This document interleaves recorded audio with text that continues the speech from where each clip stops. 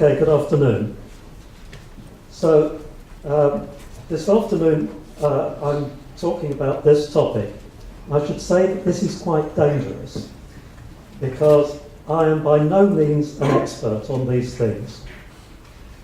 However, I'm hoping to give an overview which may be a useful one. I've been involved with some work on this topic together with Koda Kuzniak, who is here, and Luca Naso, who is at this moment in Sicily. Luca was definitely the lead author on this, and so if you have detailed questions, then they should be directed to Luca, although I will do my best to field them. Okay, so what I'm talking about here is magnetic linkage in between magnetized neutron stars and accretion disks. This is a subject which has quite a long history, and this is some main points of the history.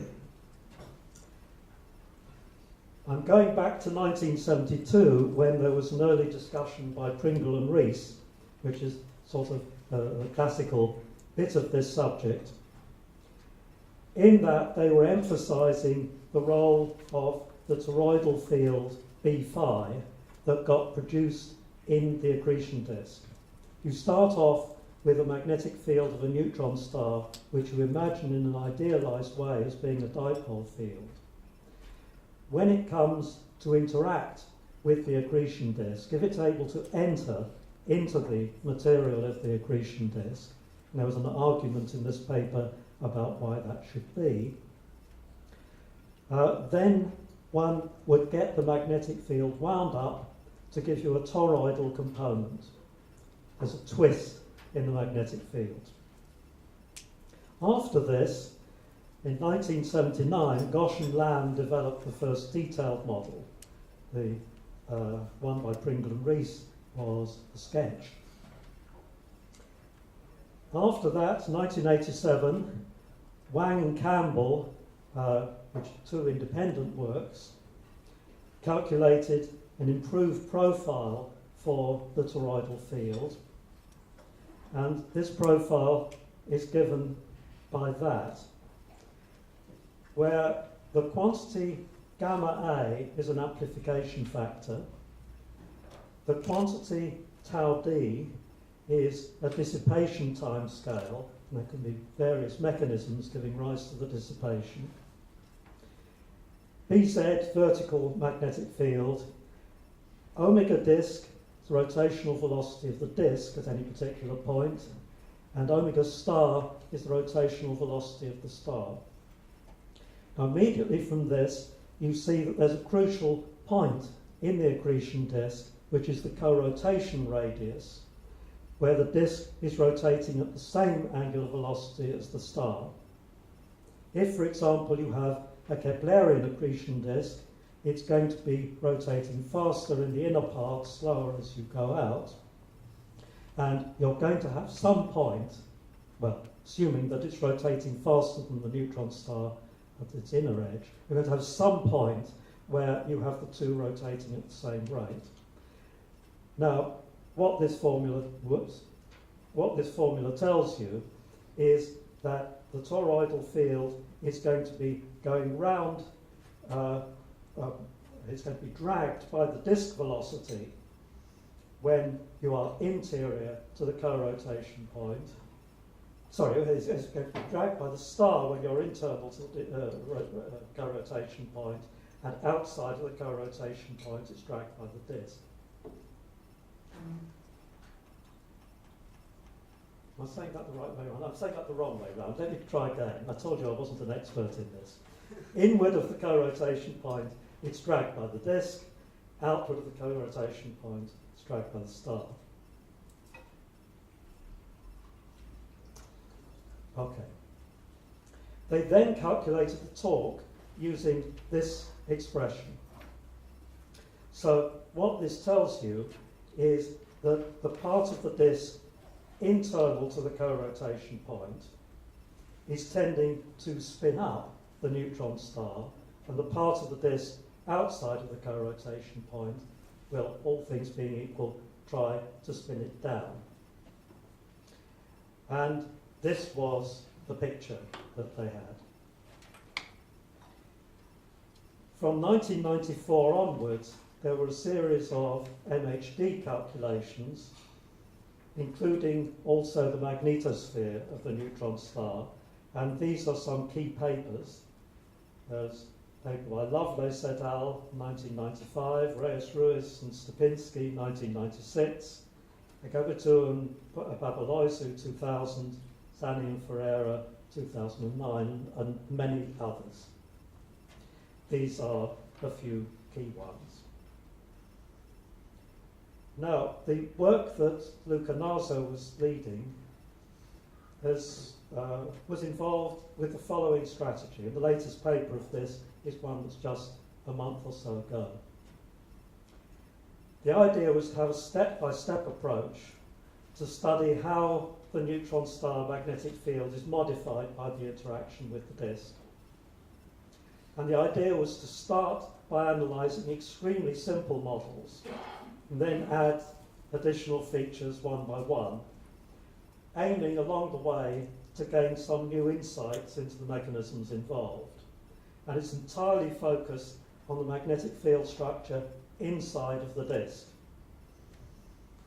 This is intended as being parallel complementary work to the big MHD simulations, a lot of which is focused on what's happening in the magnetosphere outside of the disk. And first of all, I need to give you some overview of what's coming from the MHD, and I'm going to focus on this relatively recent paper by Zani and Ferreira, 2009, where they're making MHD simulations of the interaction between a rotating magnetized star and an accretion disk. They were focused, in fact, on T Tauri stars, but the application can be more general than that. And what they did was they started with a dipole field plus an accretion disk plus a magnetosphere. And they put down, at an initial time, prescriptions for these, and then they relaxed the solution to a stationary state. And this was what they found. Well, here is the initial state. And in this picture, you can see the numerical grid. You can see a magnetic field of the central star, which was started off as being a dipole field. It's going to change as they let the simulation proceed. Down here, you have the accretion disk, and it's color-coded, giving you the density at various places in the accretion disk. This is what they're starting off with. And they're specifying a rotation profile for the accretion disk. Okay, so this was the initial model, and then they let it go and let it relax into a stationary state. And what they ended up with was a picture like this.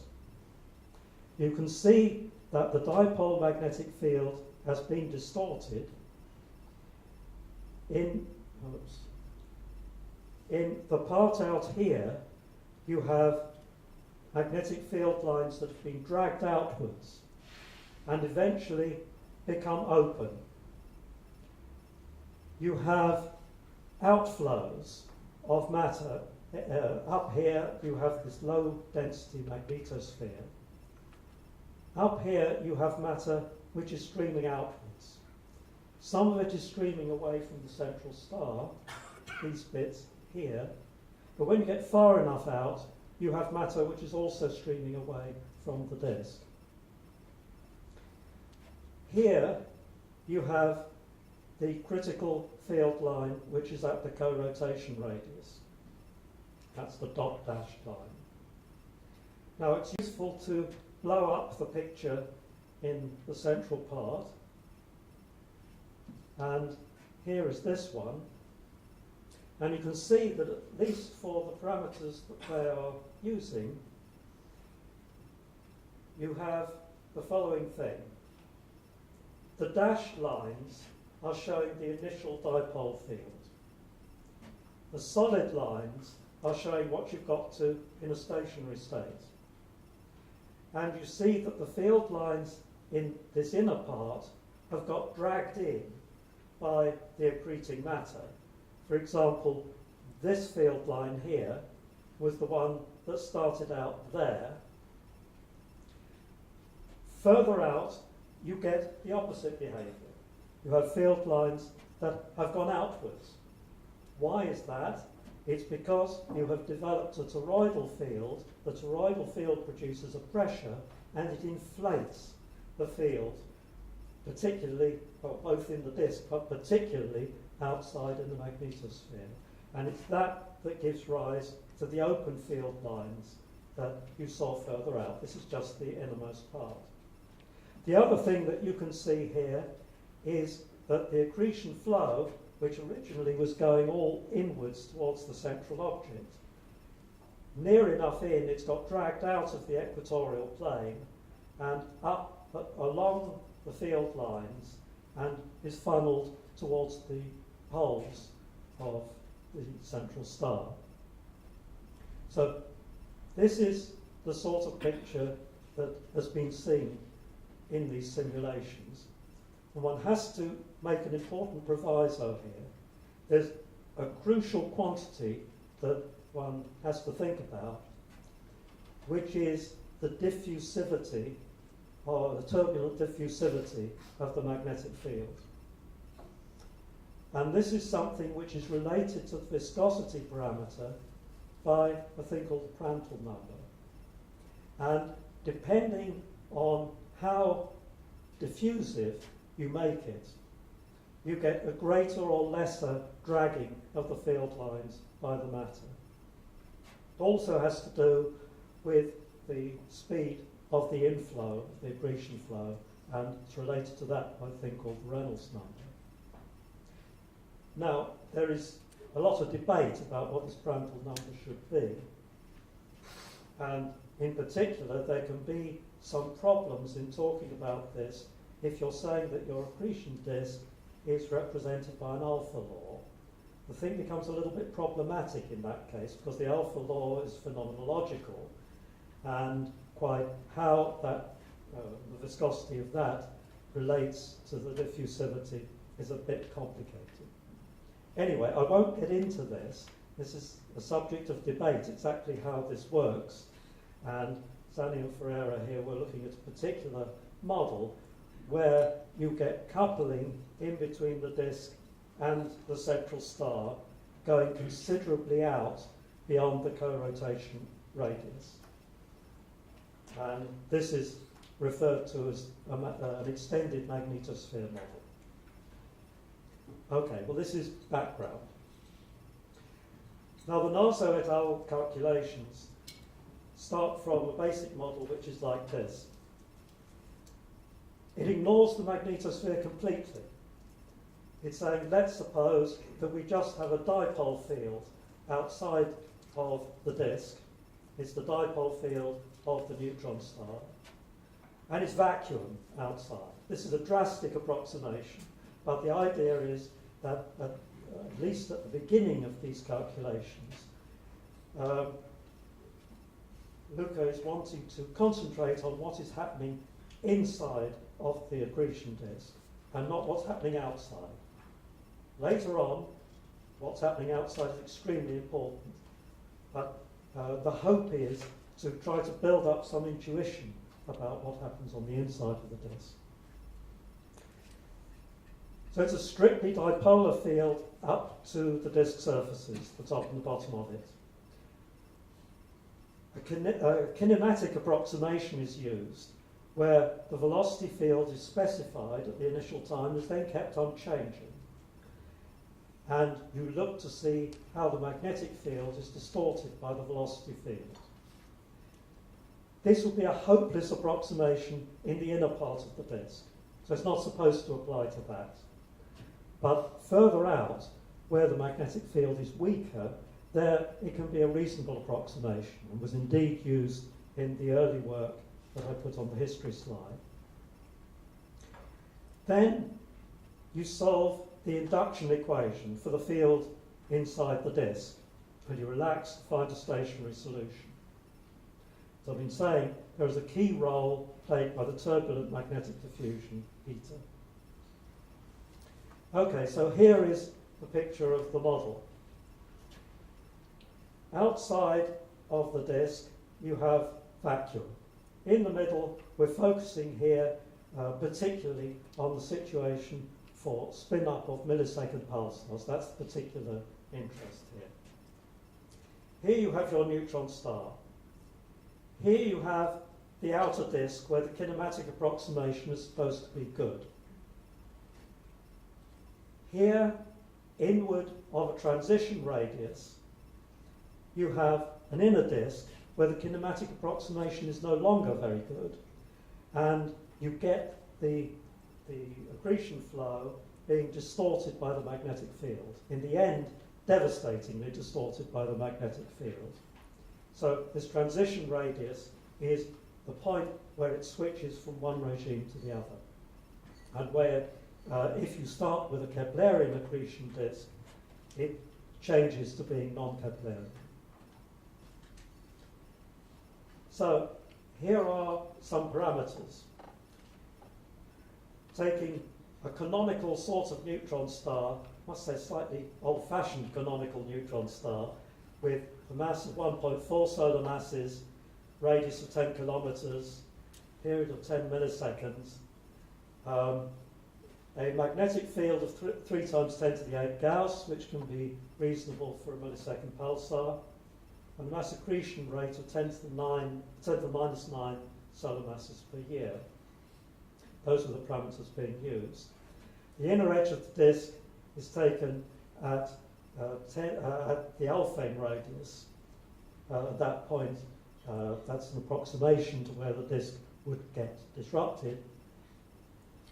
And that comes at about 10 times the Schwarzschild radius. In this, Rg is being used to denote the Schwarzschild radius. Co-rotation point here comes at 18.8 Rg, where the angular velocity of the disk is equal to the angular velocity of the star.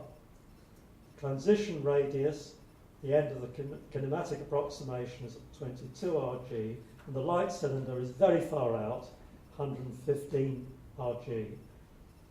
The edge of the grid is yet much further out, at 3 or 4 times that radius. That's just so the boundary conditions don't come into play here. The eta, the magnetic diffusivity, is allowed to vary between models, and it's increased in the corona and the inner disk in order to give some reasonable fit to the physics that you think is going on there. In the inner disk, you are having the magnetic field not being essentially distorted very much, and when you get to the very inner edge, not distorted at all. In the corona, you, by the time you get out to sort of here, the magnetic field is quite weak, but the density of the matter is very low. This is a low density corona, which provides a boundary layer in between the accretion disk and the vacuum outside, where you have the dipole field. So in those parts, it's reasonable to have a higher value for eta. So the velocity fields that we used in the accretion disk, these are specified at the beginning.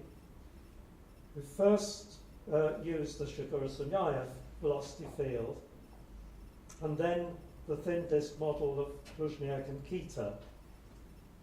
That is based on having an alpha viscosity, polytropic equation of states with gamma equals 5/3,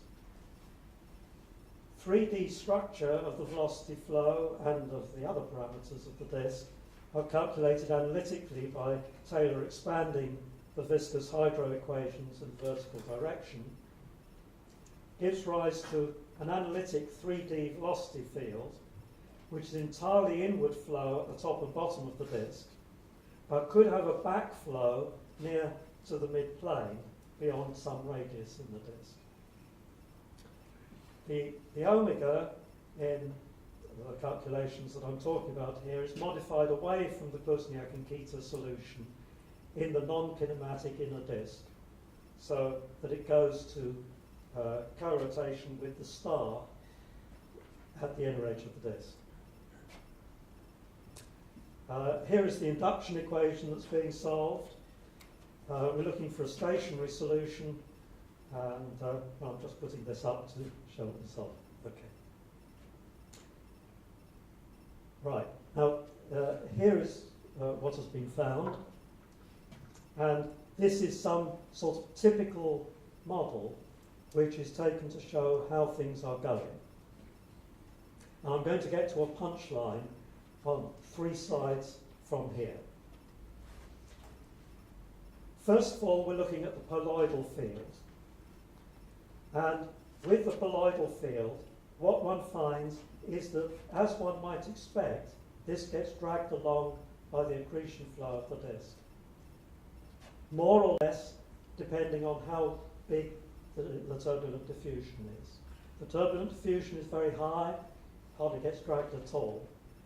If it's very low, then it gets dragged a lot. So what you see here, I should say that above this dashed line, we have a low density corona. Here we have the main part of the Klasniak and Kita disk. And below the dotted line, we have a region of backflow. In the part here, one sees the poloidal field lines being dragged inwards by the accretion flow. When you get into the part where there's the backflow, not surprisingly, they get bent backwards again. Okay, that's the poloidal field. This is the toroidal field. Again, there's nothing very surprising about what happens here. These are contours of the toroidal field. Where you have solid lines, the toroidal field is going round in the direction of rotation of the neutron star. Where there are the dashed lines, it's going backwards with respect to the neutron star. And the contours are telling you the intensity of the toroidal field. So, not surprisingly, it's being dragged forward here and backwards here, with respect to the star. So that's not surprising. Let me say it again. The part of the disk which is nearest to the star, that is rotating faster than the star, you have the field dragged round in the direction of the star. When you're further out, when the accretion disk is going more slowly than the star, it's dragged backwards with respect to the star. You have the toroidal field going backwards. So this is exactly what you would guess would happen. And notice that the business of the backflow has not really affected this. But now this is where you get to the surprising part.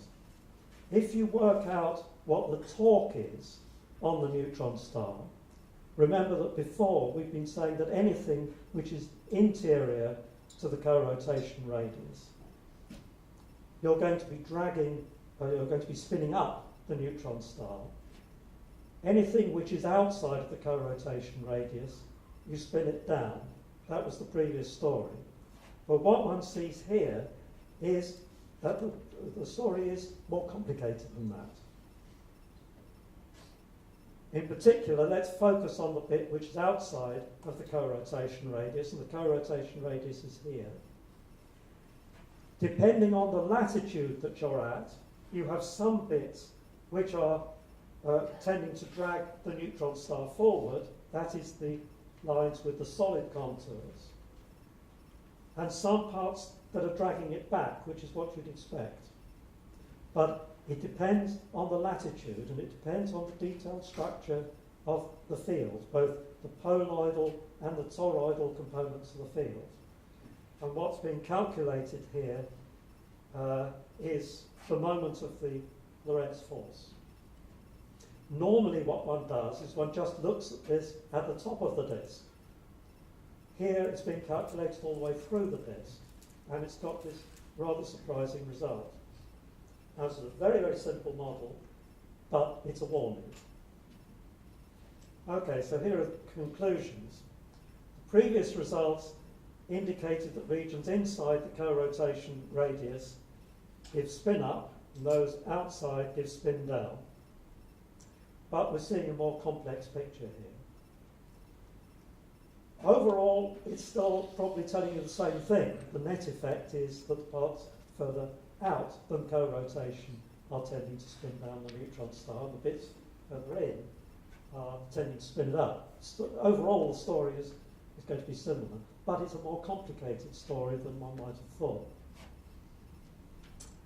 There's some second point is that it seems, when one looks at the numbers, there's some weakening of magnetic linkage outside of co-rotation.